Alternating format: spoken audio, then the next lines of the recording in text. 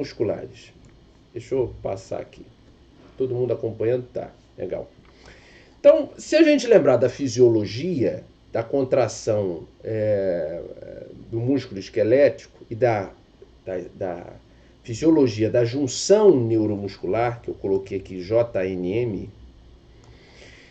um breve resumo, bem rápido. Então, quando a gente tem a estimulação por esse neurônio motor, desse neurônio motor, esse potencial de ação vai gerar a liberação de vesículas, tá? Esse neurônio é um neurônio colinérgico, então a gente tem que lembrar disso. Isso aqui é um neurônio, vou botar até aqui, ó, colinérgico.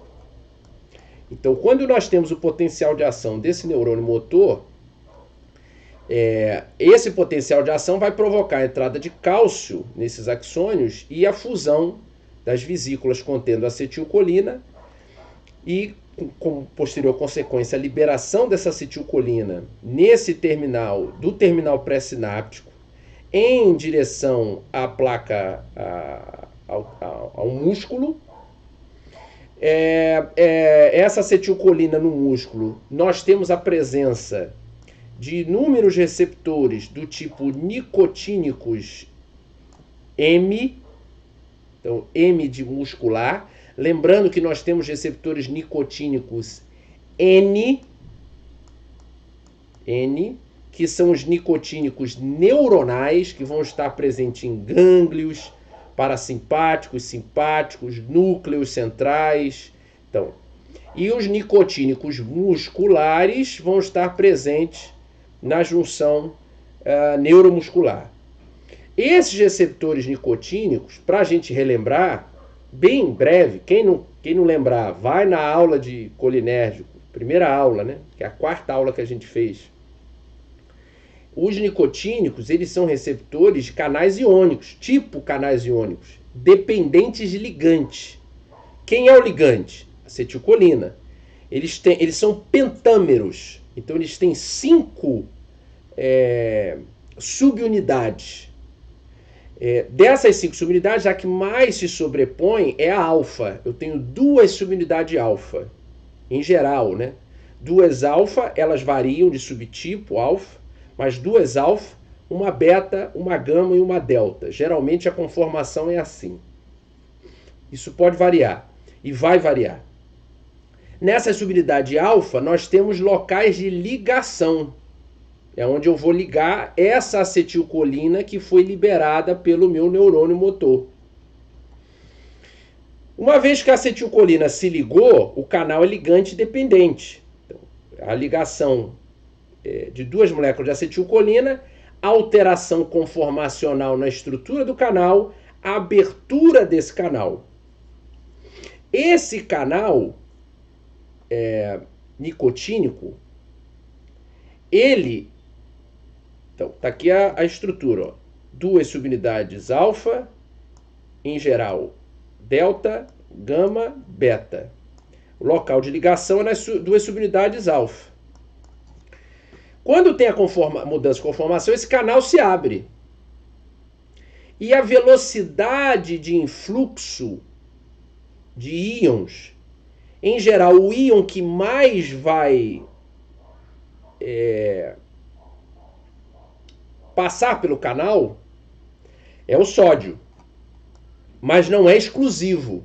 Potássio costuma sair, sódio entra, e pode entrar e vai entrar em um volume menor, cálcio.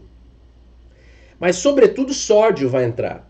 A velocidade de entrada do sódio é 5,10 a 7 moléculas por segundo. Então, há uma vez que o canal abriu, há uma grande entrada de íons na célula. E também há uma grande saída no caso do potássio da célula.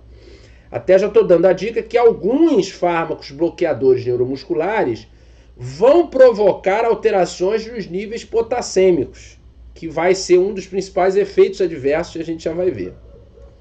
Uma vez que esse sódio entrou, aí da fisiologia, vocês sabem disso, há a despolarização, no caso é um tecido muscular, músculo esquelético, uma despolarização que vai permitir a liberação, e pode haver entrada de cálcio, como eu falei, e a liberação das reservas de cálcio do retículo sarcoplasmático, e com isso eu vou ter toda aquela cascata fisiológica de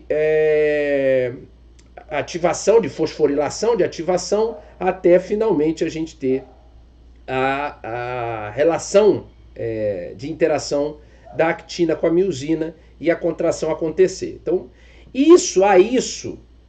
a esse processo de ligação da acetilcolina com os receptores nicotínicos musculares, esse potencial que é gerado no tecido muscular, eu chamo de potencial de placa motora, tá aqui, ppm.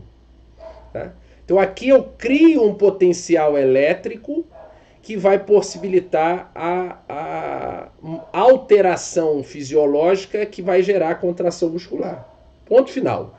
Então, bem resumido, quem não lembra, pega o livro de fisiologia, dá uma relembrada. Esse processo muscular realmente não tem muito mistério. Né? E aí, uma vez a gente relembrando isso, nós hoje vamos conhecer fármacos que atuam vou voltar lá, nessa ligação e nessa transposição iônica do meio externo para o meio interno e do meio interno para o meio externo. Então, isso pode ser alterado por determinados fármacos, que vão ter a capacidade, assim, de bloquear a contração muscular esquelética. A história eu já contei, quem não lembrar, vai lá na aula de farmacodinâmica e lembra que no início eu contei a história do Claude Bernard, que foi um fisiologista muito importante em vários aspectos, mas talvez um dos mais importantes em experimentação animal, que até então a gente não tinha. Então ele é um cara que implementou isso,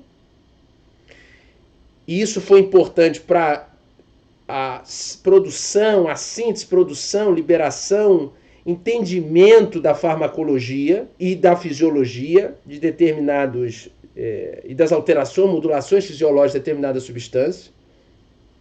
E o Bernard, se vocês lembrarem, quem não lembrar vai na aula, eu comentei que ele estudava em rã, sapos, a aplicação de uma substância que é o curare, que é uma substância que desde o século XVI já era conhecida.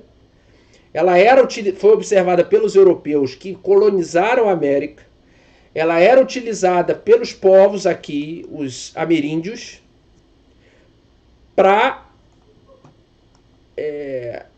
abater as presas. Então eles embebiam as pontas das flechas com o curare e disparavam contra a presa e eles abatiam essa presa. No século XVI isso foi levado para a Europa e em 1850, no século XIX, o Bernard, os estudos do Claude Bernard, mostraram qual era o efeito que isso produzia. Ele entendeu qual era o efeito que isso produzia.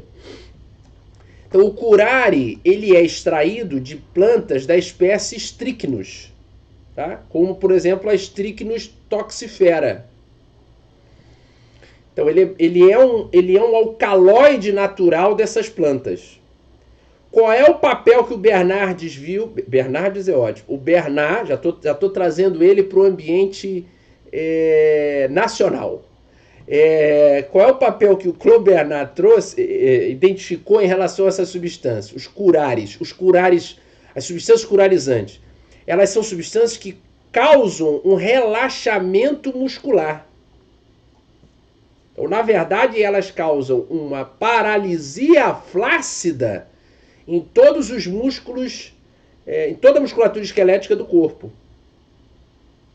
Em 1932, aí já no século XX, depois de alguns estudos seguidos desses iniciais do Claude Bernard, um outro pesquisador, West, ele identificou a importância do efeito do curare das substâncias análogas, análogas ao curare, em relação a doenças como tétano e outras doenças espasmódicas. Então ele viu o seguinte, no tétano e doenças espasmódicas, o curare era uma substância que bloqueava esses espasmos musculares produzidos por essas doenças.